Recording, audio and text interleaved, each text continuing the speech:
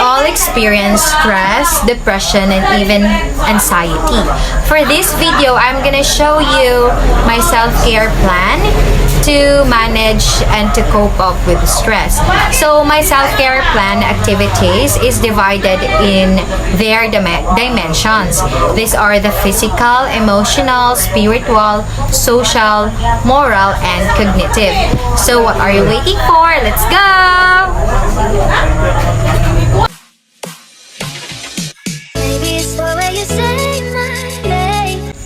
One of the physical dimension in my self-care plan is dancing. Dancing, like any other physical activity, releases the neurotransmitter endorphins, also called happy hormones, which serve to reduce stress and cause our bodies to feel calm, happy, and optimistic. The second one is exercise or having a workout. This is my favorite physical activities that can help me to manage stress, anxiety, and even depression.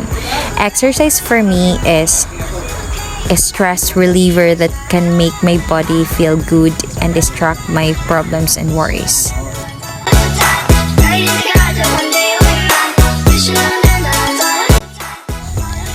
In cognitive dimension, one of the main activities that I can do is studying.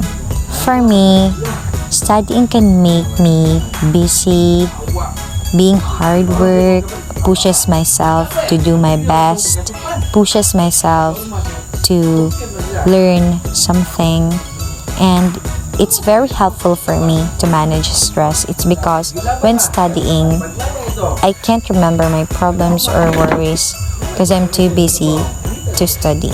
That's why studying is important to cope up with stress, or should I say, being busy is important to manage stress and cope up with those worries and problems.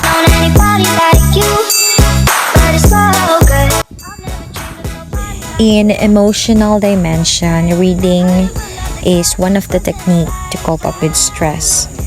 For me, reading is a very helpful technique to reduce stress, because in reading we can pick something that we can enjoy, and also we can pick something moral lessons that can apply to our daily lives.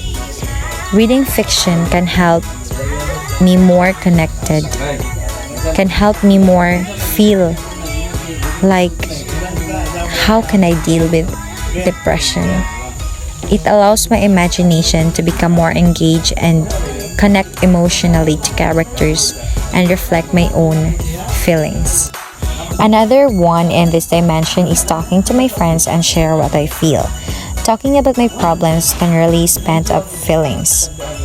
And also, talking to my friends can reduce stress and boosting my happiness.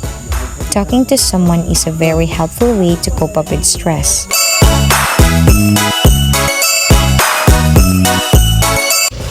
So, in social dimension, hanging out with my friends is one of the best way to cope up with stress.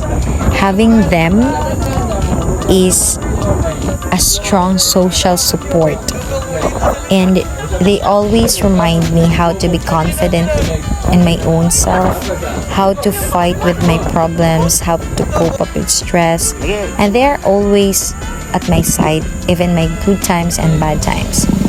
Hanging out or traveling around the world is the one way to cope up with stress. It's because you enjoy it and you forgot your worries.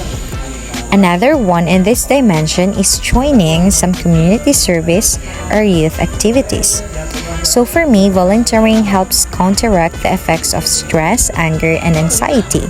If you volunteer to others and interact with someone in your community, help you to be more joyful, to be more active, and remove the stress and tension that you feel.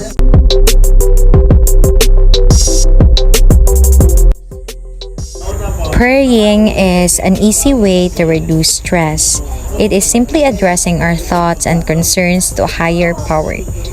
Praying can help us to remove stress, anxiety, depressions, remove our worries, tensions, pressure, or whatever we felt.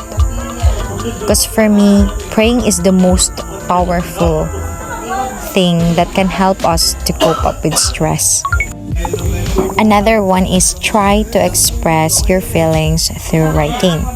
So for me, in spiritual dimension, talking to someone is a little bit hard for me since my parents are strict and I can't talk to them. So the way that I can do is writing it down, writing my feelings, writing my emotions in that letter. And after some many days, this letter or this diary that I've made is just a progress on how I cope up with that stress.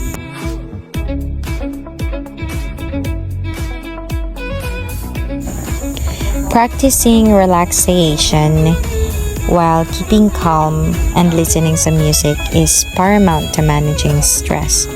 When we relax, the flow of blood increases around our body, giving us more energy.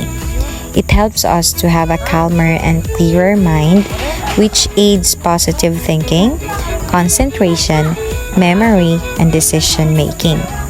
Being calm is really helpful to reduce stress.